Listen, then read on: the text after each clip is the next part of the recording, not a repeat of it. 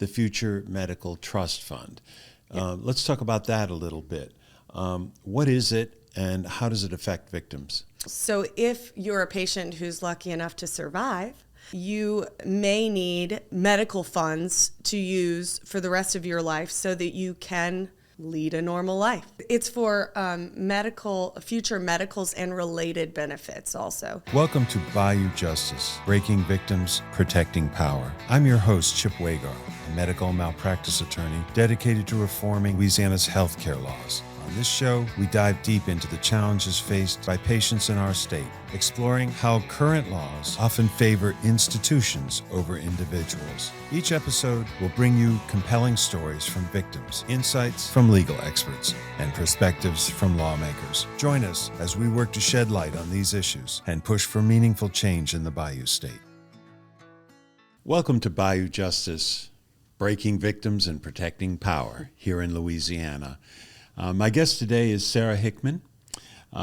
Sarah is a Loyola Law School graduate, 2014. She's been doing medical malpractice law for a little over 10 years now. Mm-hmm. She has numerous awards. She's top 40 under 40 litigators by the National Trial Lawyers. Top lawyers in New Orleans Magazine with special recognition for medical malpractice in 2022 and 2023. She's been designated for several years as a rising star by Super Lawyers and Ones to Watch by Best Lawyers in 2025. Welcome, Sarah. We've been practicing law together for a long time, and why don't you start off by telling us a little bit about how you got into medical malpractice, why you got interested in medical malpractice. Well, thank you first for having me on the show. Also, I think it's important that the audience knows I'm your daughter, and yeah, I know it's going to come up. So I watched your career, and when I started practicing law, I started in insurance defense. And it didn't take me long to figure out that if that was what the practice of law was, that I didn't want to do that. And there's nothing wrong with insurance defense. It's a great way to make a living for those that like it. But for me, it was not a future I saw for myself. So I began and was granted the privilege by the firm we used to work at to work under you and to start to learn medical malpractice. And that changed my career. It saved my career. I'm not sure I'd be a lawyer if it weren't for this area of the law. This is the only area I ever want to practice in. I think, as I remember, I kind of got that you weren't very happy doing the defense work, and introduced you to a case, your first case of medical malpractice. Oh, absolutely. That case settled, so I won't name any names here, but it was a case involving a law student, actually, a beautiful, vibrant 31-year-old, and she was pregnant, and her doctor had missed a diagnosis of preeclampsia, and a blatant misdiagnosis. She had every single sign. And ultimately, she passed away. Not only did she pass away, but her unborn son passed away. Full term passed away, and the doctor, despite the evidence, denied it all the way to the end, and I couldn't believe it. And it made me so hungry to get to the bottom of it, and so hungry to help that family, who actually are members of this organization as well. So that case really changed my life. So taking yourself back to those days, what surprised you most about having done some litigation, personal injury litigation from the defense side and so forth? What surprised you the most, would you say, about the medical malpractice system here in Louisiana? The harshness of the law.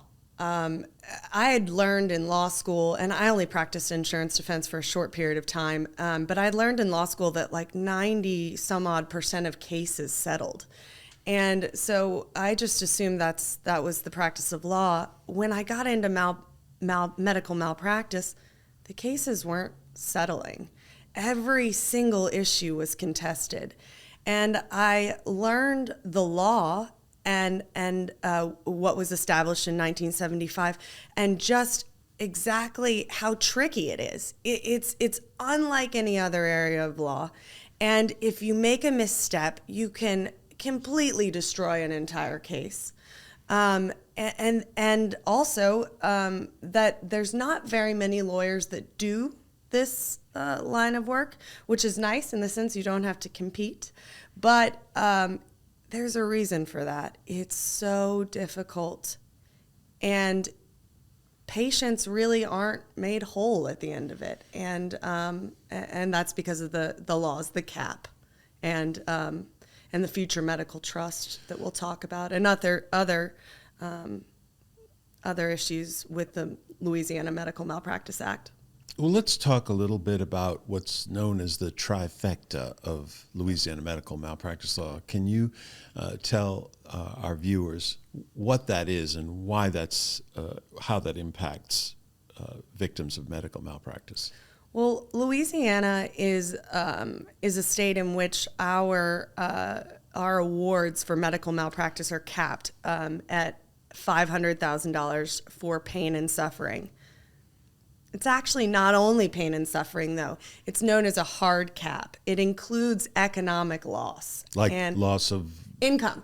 There's a good one. Like if you're disabled for the rest of your life. Exactly. Say you have a victim client who is in their 20s, was making $100,000 a year, and they're never going to be able to work again due to the negligence of a doctor.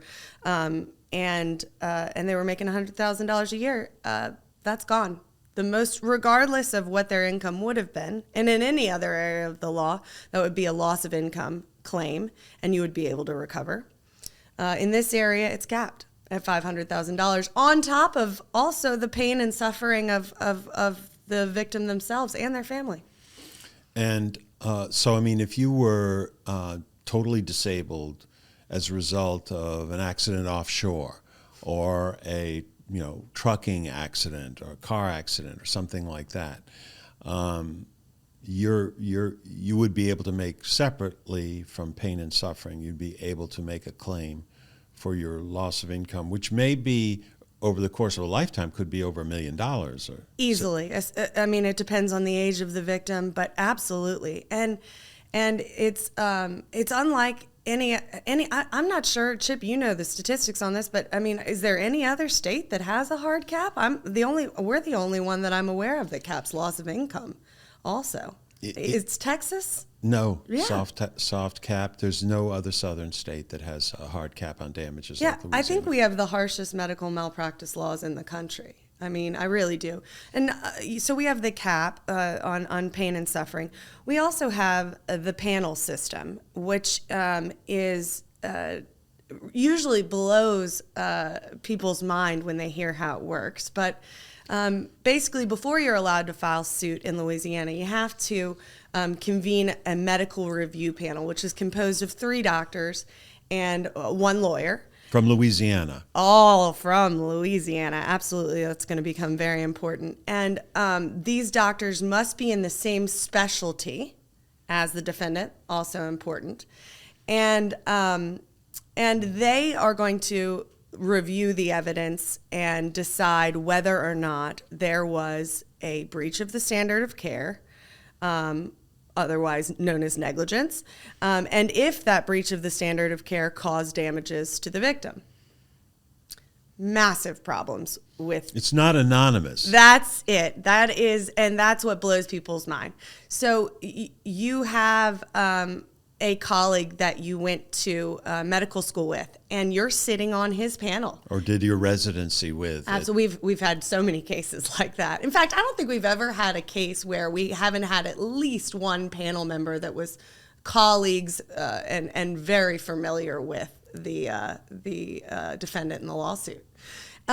So you're sitting as a physician, maybe a neurosurgeon, you're sitting on your buddy's panel this week, and they could be sitting on yours next week. So how do those turn out generally? Yeah, I think the statistics show, and I don't know exactly what they are, so I don't want to misquote them, but it's well over 85-90% that find that no malpractice was committed. They find for the doctors, and so of the trifecta, we have the caps on damages, the medical review panel process. And by the way, how long does it take to get through that?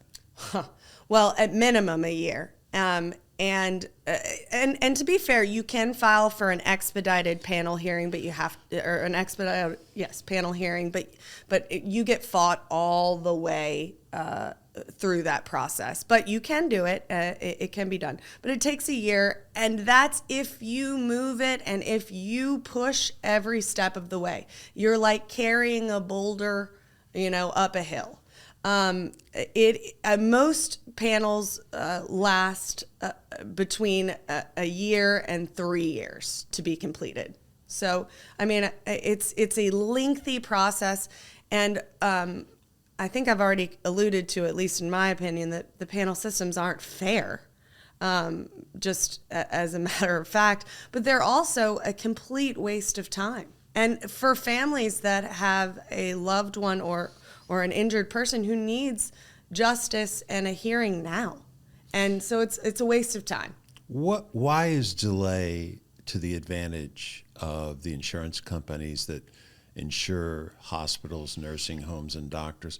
There's a concept called the float. Yeah. Why is delay? Why does that work to their advantage? Yeah, this really bothers me. So I'm gonna do my best to be calm about this. But the longer the money stays in the hands of the insurance companies, they're able to invest that money. The PCF.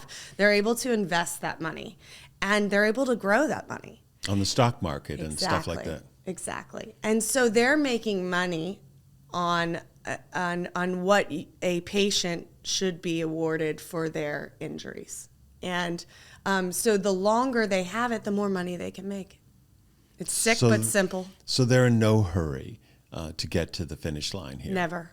Okay. So that's the second leg of the trifecta. And the third is the Future Medical Trust Fund. Let's talk about that a little bit. What is it, and how does it affect victims? So the cap that we discussed earlier, the $500,000 cap, it does not include future medicals. So if you're a patient who's lucky enough to survive, you may need medical funds to use for the rest of your life so that you can lead a normal life.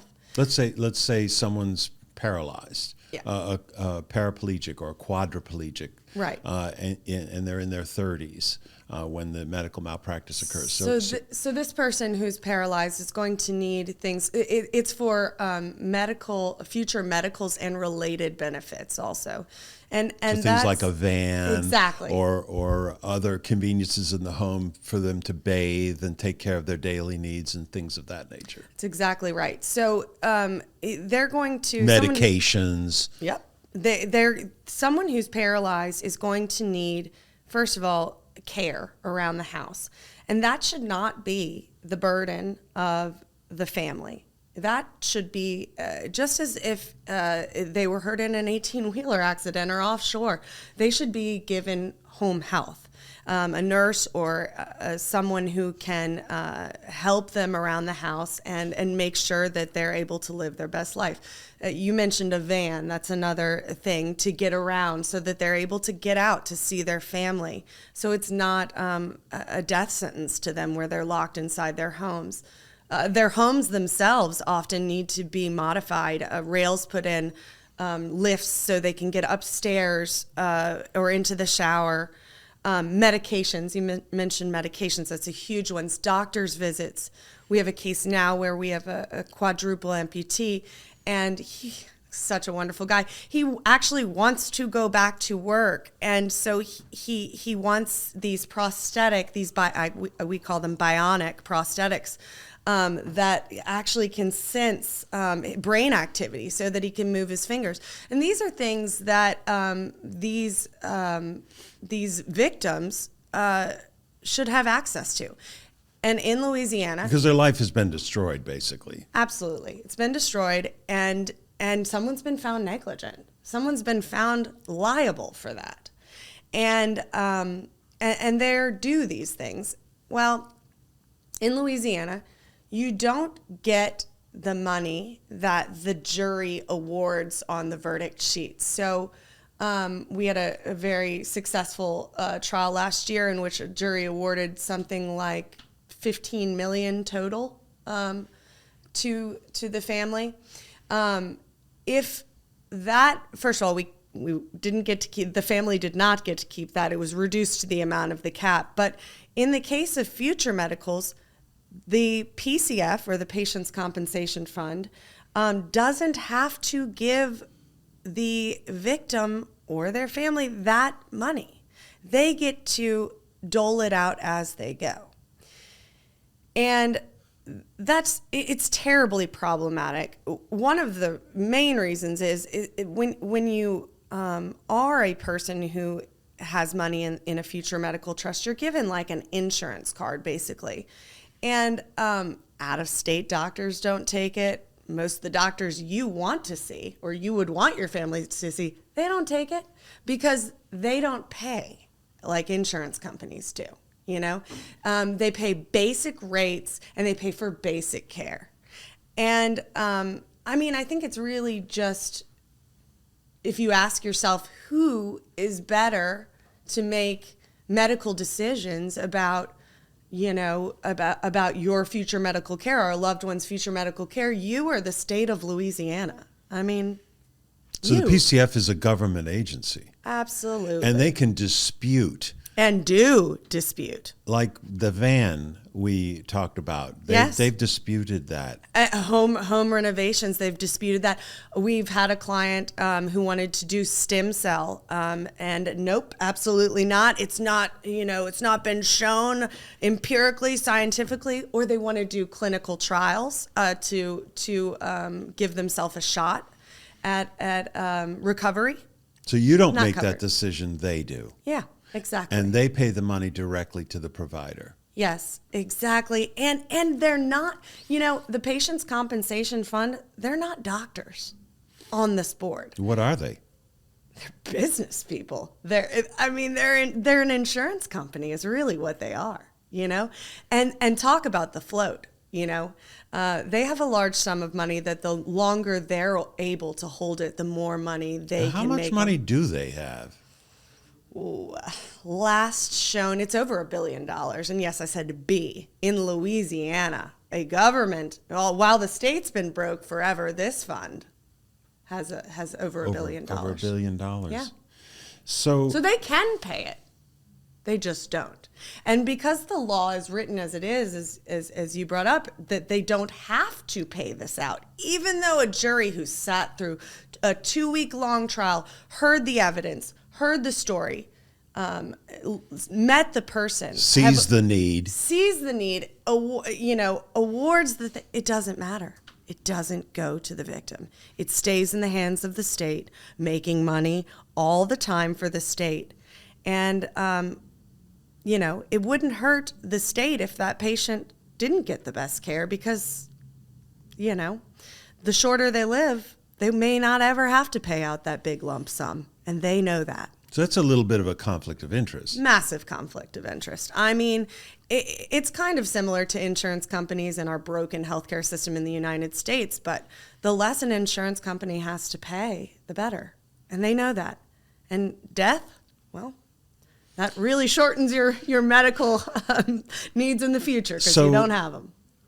So optimal health care for a medical malpractice victim that's paralyzed, brain damaged, amputees, and so on and so forth, it's not really to the advantage of the Patient Compensation Fund that they get optimal medical care, is it? That's right. They have no incentive to provide. In fact, the incentive is the opposite way. Yes. The sooner they die and get on with it, the less that they're exposed to pay. That's right. And I'm not saying that's the mentality. I'm not, casting that on to anyone else. But it's a conflict of interest that can't be ignored. So, what do jurors know about all this? Jurors are making this award of $12 million, of $5 million, whatever, for a lifetime of medical care for someone who's catastrophically injured. What do they know about that? Nothing, which is why I'm here, which is why you're here, which is why we've started PRAF. They don't know anything about it. When they make their award, they pick numbers that usually are based on the evidence that's presented at trial, contrary to what political figures will have you believe of these runaway jury verdicts and stuff. Not that they don't ever happen, but they're rare. And they're based on the evidence. And of that case and that victim. That's exactly right. And they're awarded patient specific. So, have you ever talked to jurors after a trial, or people that have been through a medical malpractice trial, and what they learn afterwards of what happens to their awards? Yes. I've had a couple jurors wait around that wanted to speak with, sometimes you and I both together, or our clients wanted to give them a hug that they weren't able to do in the courtroom. And I always tell them, because they're the most prime audience to understand the harshness of these laws, that as soon as they left the room, the jury award that they made, the defense attorney rose from his chair, motioned the judge to reduce the award to the cap, and without hesitation, granted. And the judge really has no choice. Has no discretion. The judge is doing nothing wrong, nor is the defense attorney. This is the law. That's the problem. But they're stunned when they find out that family is not going to get, because they think about these numbers for hours. In fact, we learned our last jury, that $15 million verdict. 2 days. That was 2 days. And the malpractice portion, the negligence part, was decided in hours.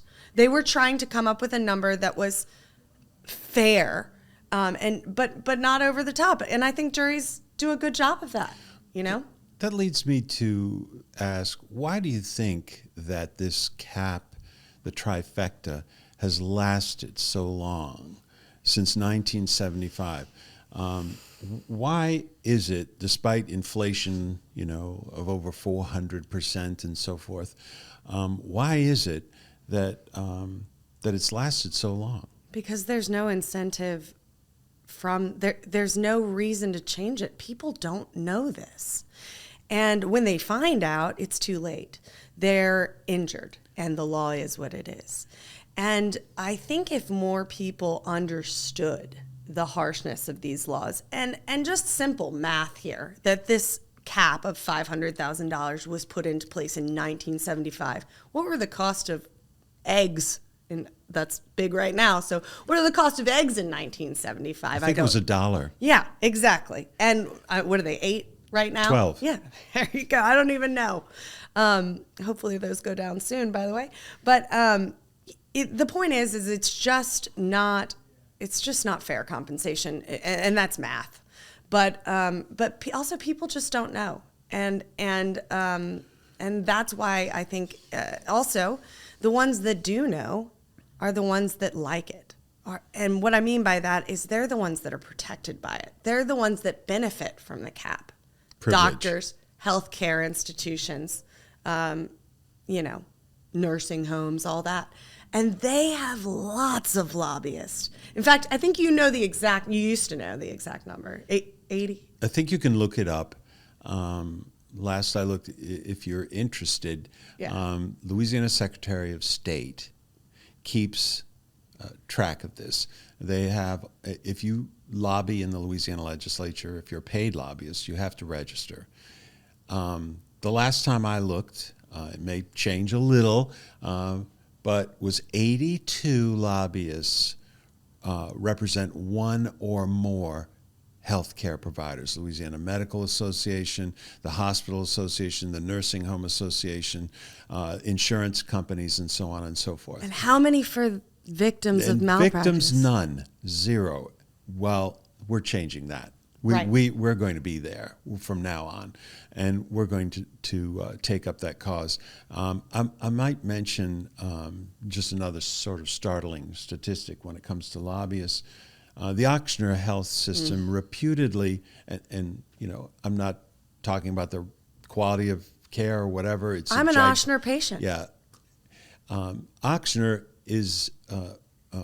has 37,000 employees, makes more than $4 billion a year in revenue. Their outgoing executive a couple of years ago had a base salary of $9 million a year. Okay, they're doing great. They have, last I looked, they themselves have 16 lobbyists in Baton Rouge. They never sleep. They're always there, and they're always thinking up ingenious ways to make it worse or better for them. For them, yes. So, which, to be fair, that's their job. That's what they do. So, but it's not good for us. It's not good for the state, and it's not good for healthcare in Louisiana. Speaking of that, how is healthcare in Louisiana? U.S. News, World Report, and so forth. Yeah, I mean, if we're not last, we're dang near it. High 40s. High 40s. One of our favorite, my husband and I, one of our favorite songs is written by a local artist, and it's called "Thank You, Mississippi," because Mississippi usually saves Louisiana from being dead last. But I think they've even passed us now to have better health care. These caps, they were supposed to improve our system, get the best quality doctors. We have one of the worst healthcare systems in the country. Do you think, and can you talk about this, the connection, checks and balances, and the connection between patient safety and a weak, brutal medical malpractice compensation system? Yeah, that's a really great topic. Our entire government is set up on checks and balances, and one of the checks to power is the judiciary, which we're part of. I'm proud to say that. And one of the ways that the judiciary can check the balance of power is through lawsuits. And if in Louisiana or any state, you're not allowed to or can't afford to try a medical malpractice case due to the caps, you're not going to have anyone holding doctors and hospitals accountable.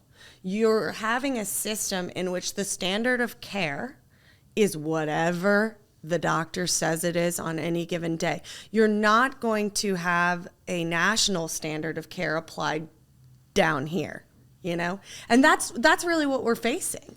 Because if you can't, and we've talked about this, but there's not. I don't have a bunch of lawyers trying to get in to move me out of the way to practice in medical malpractice. In fact, the ones that do practice in our area, we're friends with, great friends with. We're a brain trust, and that's because we don't pop $10 million verdicts, Can't. We can't. They're so worthy. Our clients are so worthy of these, but because of the laws, we can't. And eventually, and this is another reason I think it's important for people like me, and I know you've got other members of PRAF that are of the millennial generation. If we don't do something about it, this is going to go extinct. Medical malpractice as a cause of action is going to go, it's going.